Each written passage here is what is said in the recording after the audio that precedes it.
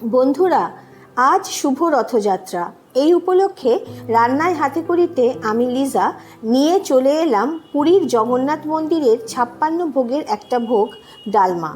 মন্দিরের মতো হুবহু রেসিপি রান্না করার দৃষ্টতা আমার নাই, তবে প্রণালী ও উপকরণ যথাসম্ভব ঠিক রেখে মাটির হাঁড়িতে রান্নার চেষ্টা করলাম মাত্র। তাহলে চলো বন্ধুরা, মাটির হাঁড়িতে ডালমা তৈরির পদ্ধতি ও স্বাদ কেমন হয় দেখে নিই। অনুরোধ, আজ কিন্তু ভিডিওটা কেউ স্কিপ করো না, তাহলে অনেক কিছুই মিস করে ফেলবে।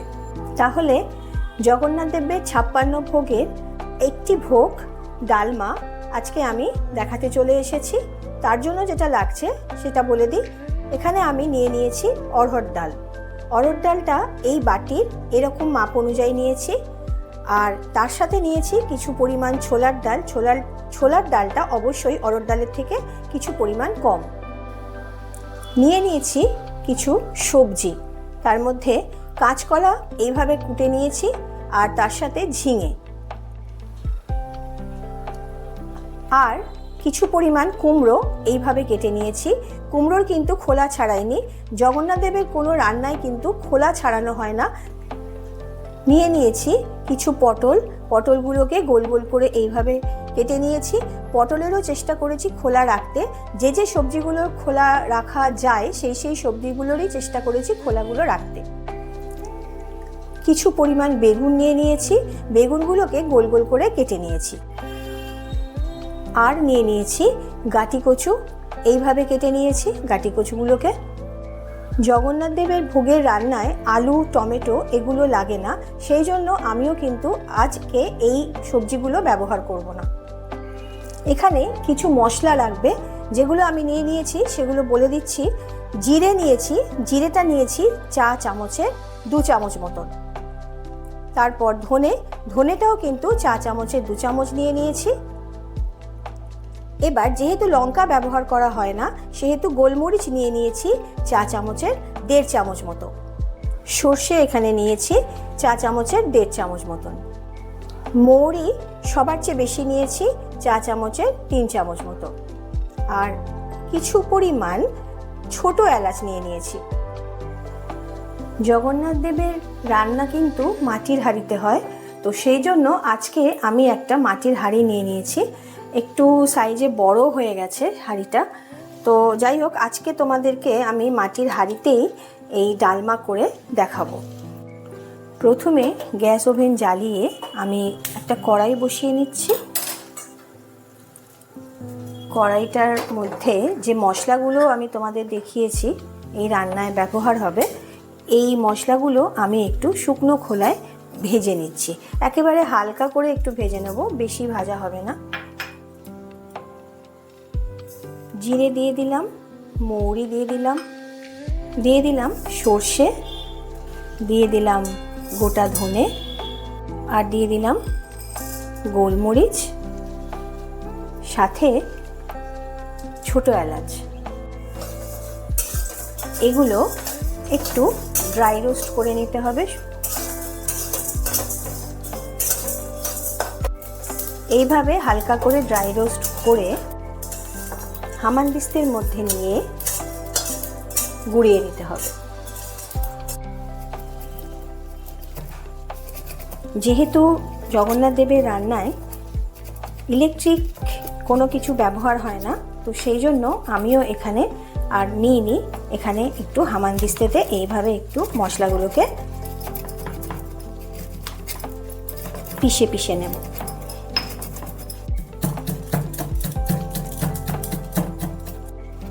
বেশ একটু কষ্ট করেই মশলাটা গুঁড়োতে হলো। যে বাটির মাপে আমি ডাল নিয়ে নিয়েছিলাম, সেই বাটির মাপেই আমি দিয়ে দিচ্ছি এখানে জল। আমি প্রথম বাটিটা ভর্তি করে নিলাম। যেহেতু এটা মাটির হাঁড়ি, সেই জন্য জলটা আমাকে একটু বেশি দিতে হবে। এই বাটির 1 গাঁট কম আমি ডাল নিয়েছিলাম। ডালটার পরিমাণ ছিল 150 থেকে 200 অড়হর ডাল নিয়েছি আমি। সেই পরিমাণ অনুযায়ী তাহলে প্রথম যে বাটির জলটা আমি হাঁড়ির মধ্যে দিয়েছি সেটা কিন্তু যেহেতু মাটির হাঁড়ি সেহেতু আমি জলটা দিয়ে দিয়েছিলাম, আর এটা আমি দিচ্ছি ডালের পরিমাণ অনুযায়ী।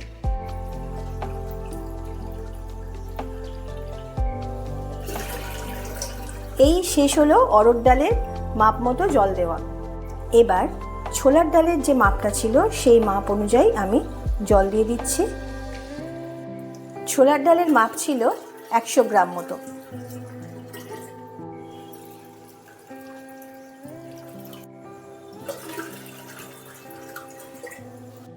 আর এই যে 1 বাটি জল আমি দিচ্ছি, এটাই দিচ্ছি আমি অতগুলো সবজির জন্য। এবার পরিষ্কার করে ধুয়ে রাখা অরহর ডাল দিয়ে দিচ্ছি হাঁড়ির মধ্যে। দিয়ে দিলাম ধুয়ে রাখা ছোলার ডাল। এবার সবজি দেওয়ার পালা। প্রথমে দিয়ে দিচ্ছি গাটি কচুগুলো। এবার দিয়ে দিতে হবে কেটে রাখা কাঁচকলা, কেটে রাখা পটল দিয়ে দিলাম। এবার দিয়ে দিতে হবে কেটে রাখা ঝিঙে। এবার দিয়ে দিতে হবে কুমড়ো।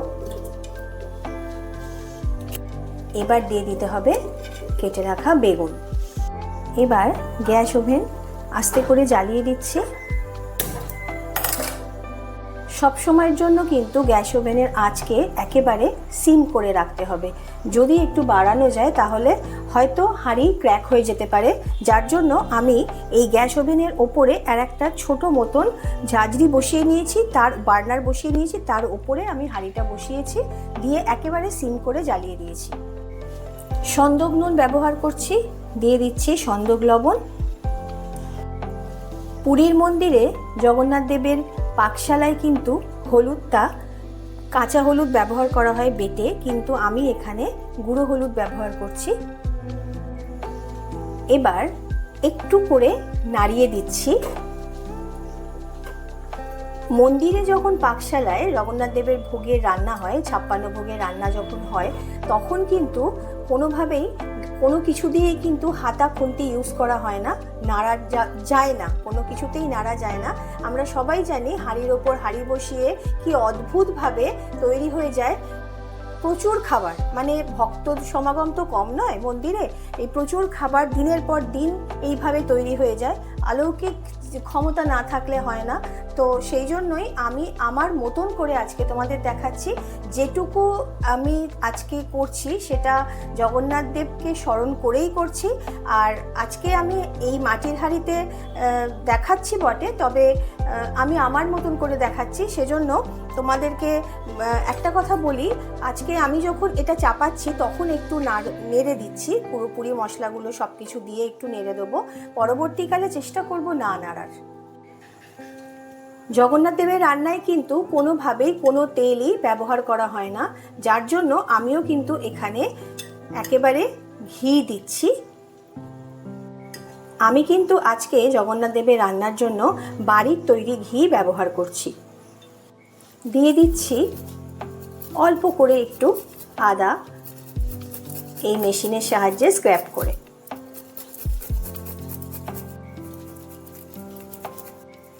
ডালের পরিমাণ তো তোমাদের আমি বলেছি। এখানে সবজি যেটা দিয়েছি সেগুলো একটু বলে দিই। আমি যখন কাঁচকলা দিয়েছিলাম তখন কিন্তু 2টো কাঁচকলা আমি প্রমাণ সাইজে 2টো কাঁচকলা আমি ওইভাবে কেটে দিয়েছি যেভাবে তোমাদের দেখালাম। আর বেগুন দিয়েছি সরু সরু দেখে 2টো, ঝিঙে দিয়েছি 2টো, আর গাটি কচু 6টা মতন দিয়েছি, পটল দিয়েছি 4টে মতন। সমস্ত আনাজ অনুযায়ী আমি কুমড়োটা এতটা মতন দিয়েছি পিস করে কেটে। ভিজিয়ে রাখা হিং আমি এর মধ্যে দিয়ে দিলাম। ডেলা হিং কিন্তু এনেছিলাম, এনে ভিজিয়ে রেখেছিলাম, দিয়ে এর মধ্যে আমি দিয়ে দিলাম। কারণ গুঁড়ো হিং দেয় না বলে আমি ডেলা হিং এখানে আজকে ব্যবহার করেছি। এবার একটু দিয়ে দিচ্ছি গুঁড়িয়ে রাখা মশলা।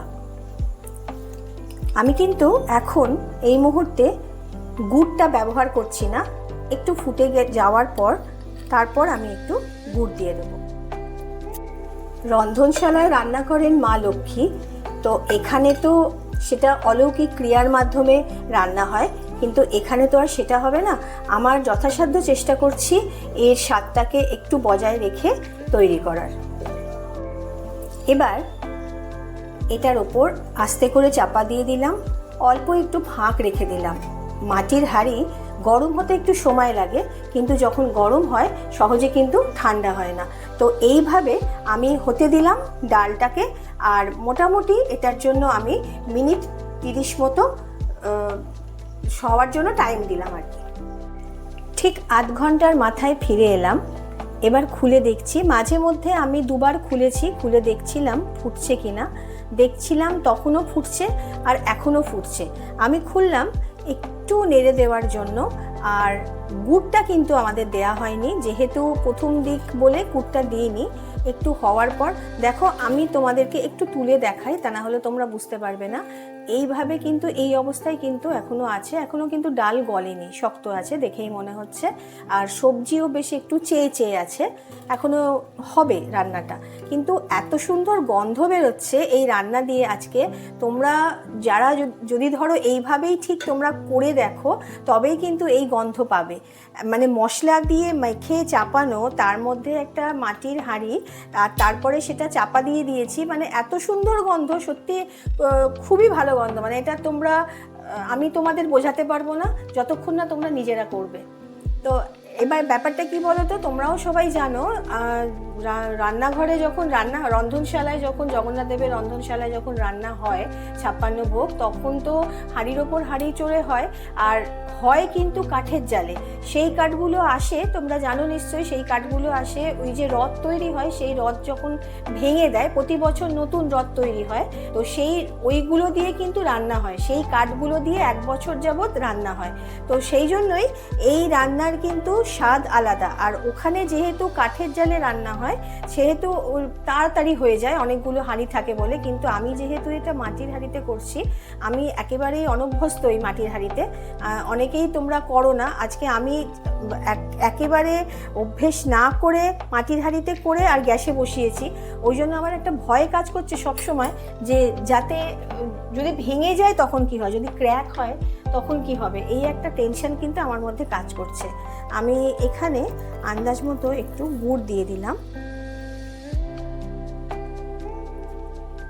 জগন্নাথ দেব কিন্তু ঝাল খেতে পারে না, তিনি কিন্তু মিষ্টি খান, তো সেই জন্য গুড়টা দিলাম। আখের গুড় ব্যবহার করলাম। গুড়টা দিয়ে আমি কি করব, একটু নেড়ে দেব।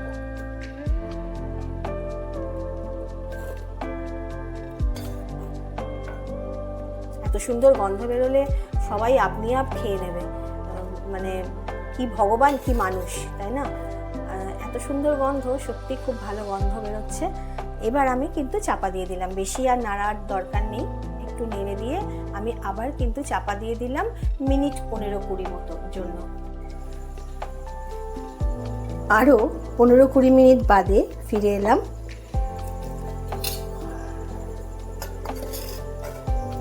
গলে তো গেছেই, ডালও কিন্তু গলে গেছে। দেখো এত গরম, মানে রাখা যাচ্ছে না। দেখো ডালও কিন্তু পুরো গলে গেছে, আর সবজি তো অনেক আগেই গলে গেছে। এই অবস্থায় আমি আরেকটা জিনিস দেওয়া বাকি আছে। একেবারে শেষে দিয়ে দিলাম একটু নারকেল কোড়া। নারকেল কোড়া দিয়ে ভালোভাবে নাড়িয়ে চাড়িয়ে নিলেই রেডি হয়ে যাবে আজকের রেসিপি, জগন্নাথ দেবের 56 ভোগের একটি ভোগ, ডালমা। পুরীর জগন্নাথ মন্দিরে রথযাত্রার সময় দুপুরে যে মধ্যাহ্নভোগ দেয়া হয়, তাতে ডালমা একটা গুরুত্বপূর্ণ পদ। গত বছরের 56 ভোগের আরও দুটো রান্না তোমরা যদি কেউ দেখতে চাও, তার লিঙ্ক ডেসক্রিপশন বক্সে দেওয়া থাকবে, তোমরা দেখে নিও। আমার নতুন বন্ধুরা আমার চ্যানেল সাবস্ক্রাইব করে এই রথের দিন থেকে নতুন বন্ধু হয়ে পাশে থেকো, সাথে লাইক শেয়ার করে দিও। আর পুরনো বন্ধুরা আমাকে কিন্তু কমেন্ট করতে ভুলো না। জগন্নাথ দাদার কৃপায় তোমরা সকলে সুস্থ থেকো, ভালো থেকো। জয় জগন্নাথ।